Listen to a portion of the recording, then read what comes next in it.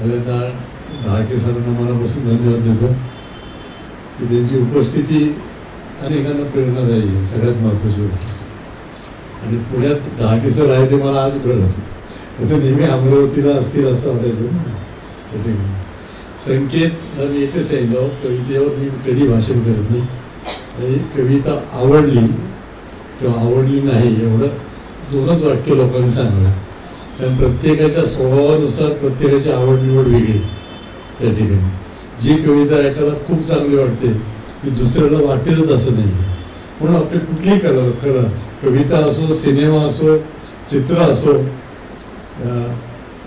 आपल्याला आवडला किंवा आवडला नाही हे असं वाटतं त्यांनी माहिती. 2 वेळी सांगा आपल्या गप्प असा समीक्षक बघतील काय करायचं.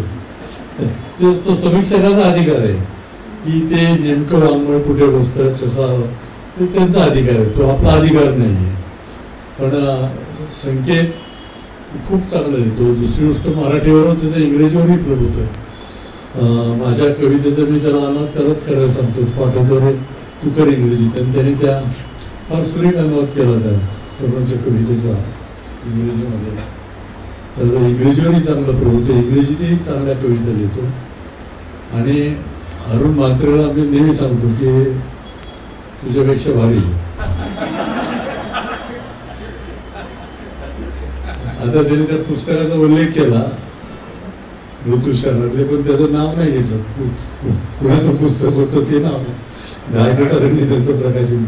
पण अरुणनी ही जी कवितेची सर्व आहे, कवितेच्या गावा जावे त्यातून केलेली आणि सगळीकडे भारतातच नाही, दिल्लीला एक कार्यक्रम केले, ग्वाल्हेरला मी त्याच्यावर गेलो होतो.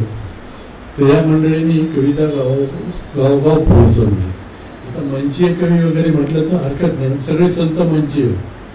हे नामदेवाची परंपराच कीर्तनाची होती, ती मंचीयच होती.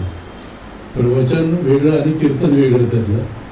तर आम्हाला असं वाटतं की प्रबोधनासाठी कविता वापरावी आणि म्हणून आम्ही ते मंचावर जातो, मनोरंजनही करतो. आणि जाता जाता जे भगे आहेत त्यांना श्रोते करायचं, जे श्रोते आहेत त्यांना वाचक करायचं, जे वाचक आहेत त्यांना अंतर्मुख करायचं.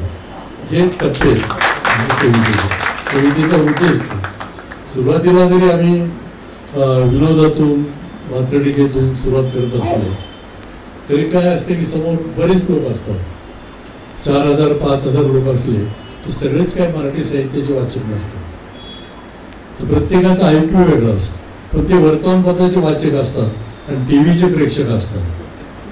तेव्हा टी व्हीचा प्रेक्षक आणि वर्तमानपत्राचा वाचक हा वेगळा आणि मराठी साहित्याचा वाचक वेगळा. तुम्ही मराठी साहित्याच्या वाचकाबद्दल बोलता नेहमी. आम्ही ज्यांनी तोंडातून अस्मिता, विवच्छेदक रेषा असे शब्दच उच्चारले नाहीत त्यांच्यासाठी आम्ही लिहितो बोलतो. ते कळलं पाहिजे त्या ठिकाणी लोकांना. आणि म्हणून मला वाटतं असं फरक करू नये. म्हणजे कविता पुस्तकातली कविता, चांगली कविता ही चांगली असते. काही कविता आपल्याला एखादाच खूप चांगला आनंद देतात, त्याला समूहाची गरज नसते. कारण ती कविता आणि आपण याच्यामध्ये कुणीही नसतं त्यावेळेस. तर त्याही कविता श्रेष्ठ आहेत, त्या टिकतील. आम्ही लिहितो ते टिकेल असं नाही, पण आम्हाला असं वाटतं की अवतीभोवती जे जळते घडते त्यावर बोललं पाहिजे त्या ठिकाणी. पण आम्ही संकेत तुझ्या प्रवासाला तुझे सगळे तरुण सहकारी त्यांचा ग्रुप खूप चांगला आहे, फार चांगला कविता. मुंबईमध्ये काय होतं, लोक येतच नाहीत साहित्य कार्यक्रमाला. म्हणजे 15-20 लोक इंग्रजीचे म्हटलं, मराठीत सुद्धा 50 लोक येत नाहीत. पुण्यात निदान घराघरात एक समीक्षक आहे. पुण्याचं वैशिष्ट्य हे पुणेकरांनी चांगलं म्हटलं की महाराष्ट्र चांगलं म्हणतो त्या ठिकाणी. म्हणून ते पुण्यात समारंभ करणं गरजेचं होतं आणि तू केला. तुला शुभेच्छा, तुझ्या प्रकाशकाला शुभेच्छा आणि सर्वांना शुभेच्छा. धन्यवाद.